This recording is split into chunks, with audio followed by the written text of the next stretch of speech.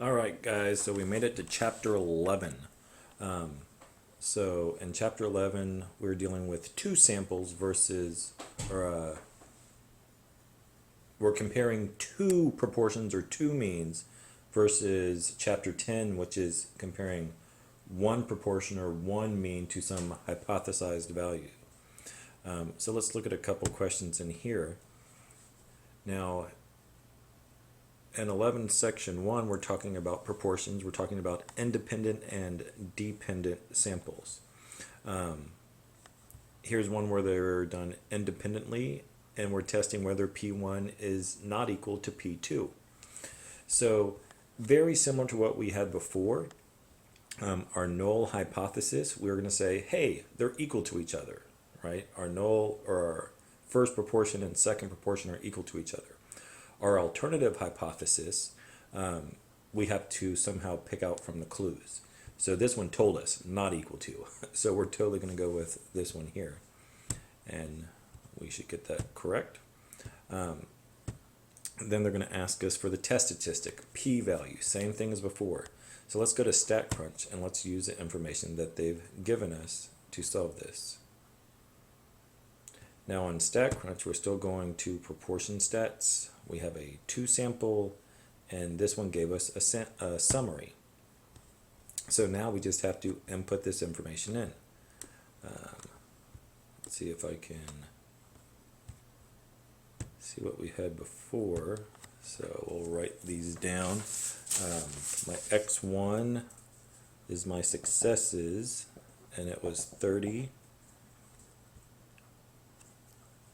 And my sample size is 255. For my second sample, my successes was 38, and my sample size was 301.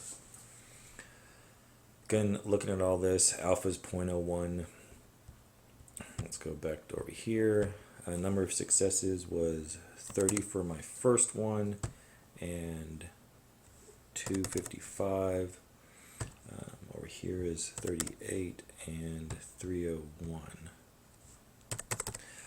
Notice they're written a little differently, my null hypothesis and alternative hypothesis.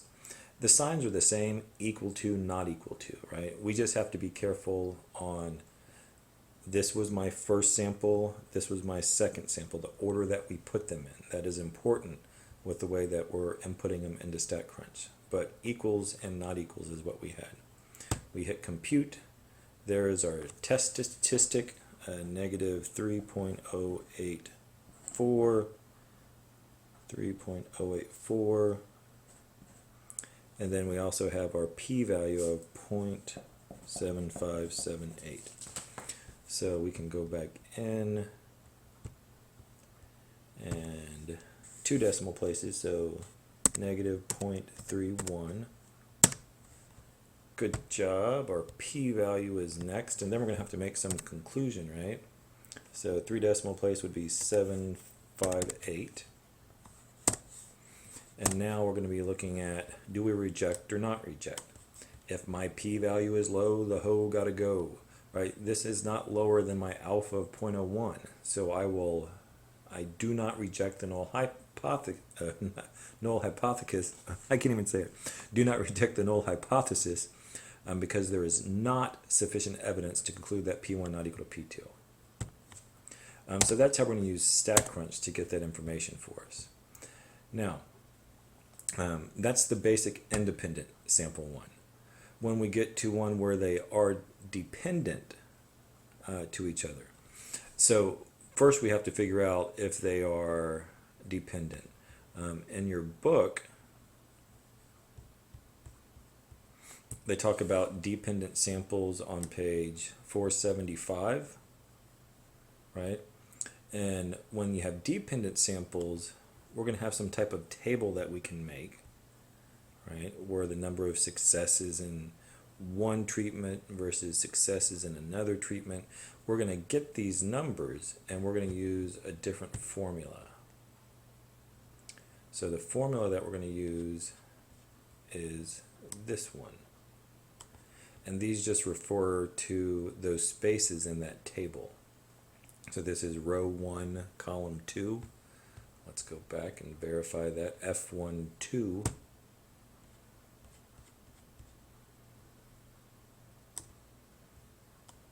So row 1, column 2. So we have failure,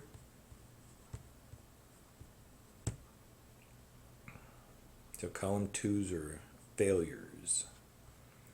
So the failure here minus the success of column 1, so row 2, column 1, minus 1 divided by the square root of the sum of those values. That's how we find our test statistic. And then from there, with our test statistic, we'll have to find what z value is,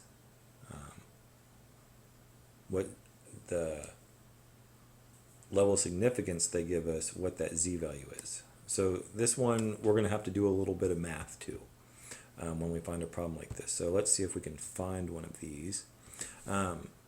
And asked, are you a total abstainer from, or do you on occasion consume alcohol or beverage?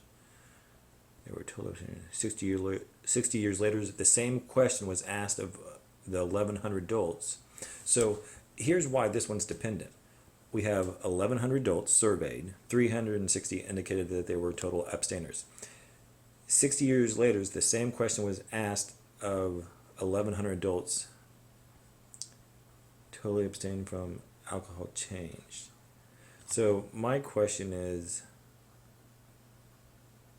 are they the same adults? If they are the same adults, then we are looking at a dependent sample.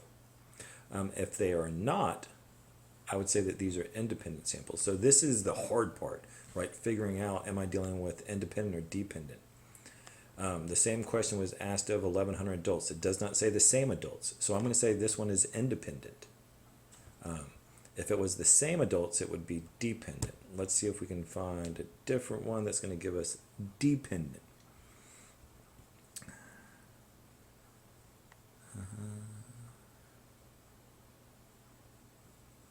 So that one's not. Oh, and this one actually has it set up for us, right? This exact same way it did in the book. Let's go back and look at this. And let's show why that they are dependent samples. So again, they have it set up, successes in row 1 and column 1, right? So again, we're looking for failure, and on this one is failure, right? Failure of treatment B, success for B but failure for A, and then failure for B but success for A. So these are the ones that contradict themselves. That's what we're finding. So when we do this, in a survey of 2,904 adults, a poll asked people whether they smoke cigarettes and whether they were always wear a seat belt in a car. So smoking cigarettes and wearing a seat belt. The table shows results for the survey. Now they were asking the same people these questions, right? And so they broke it up. So we had smoking and no seatbelt, asking to the same people. So that's why we're looking at a dependent sample. The same person answered both questions. And then we have to find out if we're looking at a not equal to, a less than, or greater than. Again, we always know that our null hypothesis are equal, so it's either A or B.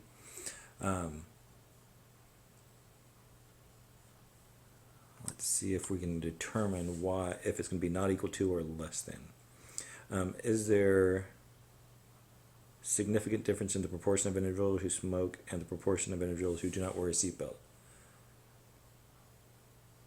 So it doesn't say one is greater than the other, right? We don't think like if you're a smoker means you're probably not going to wear a seatbelt. Is it the same or is it not the same? So we're going to go with A. There's nothing that says less than or greater than. To determine the test statistic, that's when we have to use this formula. So let's go to the next page.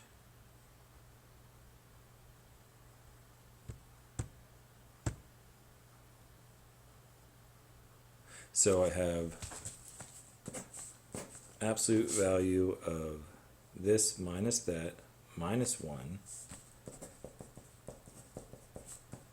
all over the square root of the sum of those values, the same values. So what I'm going to do is go back to my question. So I'm subtracting these and taking the absolute value, and I'm going to subtract 1. So I have